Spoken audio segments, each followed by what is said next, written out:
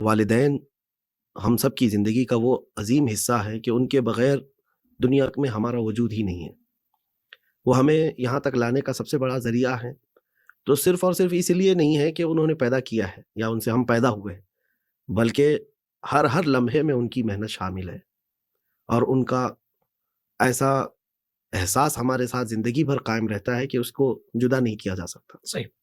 اب رہی بات اخلاق کے متعلق، آپ بتا رہے ہیں کہ والدین کے ساتھ کیسا سلوک ہو، تو میں شروع میں ہی یہ بات عرض کر دیتا ہوں کہ والدین کی اگر آپ عمروں کے اعتبار سے جائیں تو میں 2 کیٹیگری میں رکھتا ہوں. صحیح. جوان والدین اور بوڑھے والدین، دونوں میں فرق ہے. ہر بچہ اپنے جوان ماں باپ کی بات مانتا ہی ہے. اس کی وجہ یہ ہے کہ باپ جوان ہے، طاقتور ہے، اور بچہ چھوٹا ہے، کمزور ہے. تو کمزور طاقتور کی مانتا ہی ہے، ڈرا ہے، سہما ہے، ابھی اس کے پاس اختیارات بھی نہیں ہے، بہت اچھا. اسی باپ کے بھروسے چل رہا ہے. اور ایک ہے کہ باپ اور ماں بوڑھے ہو گئے اور یہ جوانی پر آ چکا ہے، اب اختیارات اس کے ہاتھ میں ہے.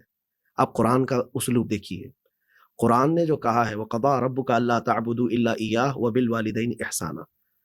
تمہارے رب نے یہ فیصلہ فرمایا، حکم فرمایا ہے کہ رب کے ساتھ کسی کو شریک نہیں کرو گے، اس کے علاوہ کسی کی عبادت نہیں کرو گے، اور والدین کے ساتھ اچھا سلوک کرو گے. اب آگے کی بات دیکھیں، اما یبلغن عندک الکبر احدهما او کلاهما فلا تقل لهما اف. اب یہاں پر ہے ان میں سے ایک یا دونوں بڑھاپے کو پہنچ جائیں تب ان کو اف تک نہ کہو. اب اخلاق جو مانے رکھتے ہیں اسی وقت کے کہ جب وہ بوڑھے ہو گئے ہوں اور تم جوان ہو. صحیح صحیح. اب یہاں پر وہ بچے جو اپنے ماں باپ کے ساتھ حسن سلوک کی بات کر رہے ہیں نا، جو جن کے ماں باپ جوان ہیں، پاورفل ہیں، اختیارات ہیں، تو تم تو ڈرے ہوئے ہو ان سے. بہت کمال بات. واہ. ڈرے ہوئے ہو، تم ان پر ڈیپینڈ ہو. بہت سارے معاملات بغیر تو ان کے چاہے تمہارے ہوں گے نہیں، تمہارے اخراجات نہیں نکلتے. لیکن کمال کا مؤدب انسان وہ کہلاتا ہے جب اس کے ماں باپ ریٹائرڈ ہو چکے، بیمار ہو چکے، بوڑھے ہو چکے، اور سارے اختیارات تمہارے ہاتھ میں آ چکے. گھر تم چلا رہے ہو، سیلری تمہارے پاس آتی ہے، انکم تمہارے پاس ہے. اس وقت تم اپنے ماں باپ کا کیسا ادب کرتے ہو یہ دیکھا جائے گا. اللہ اکبر. اور یہی زندگی کے سب سے بڑے چیلنجز میں سے ہے. اس میں سے بہت سارے فیل ہو جاتے ہیں، بہت سارے پھسل جاتے ہیں.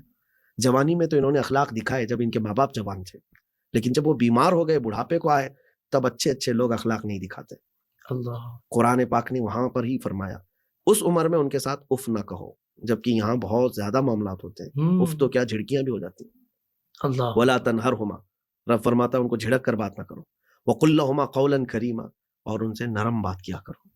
واخفض لہما جناح الذل، رب تعالیٰ فرماتا ہے ان کے لیے بازوؤں کو بچھا دو.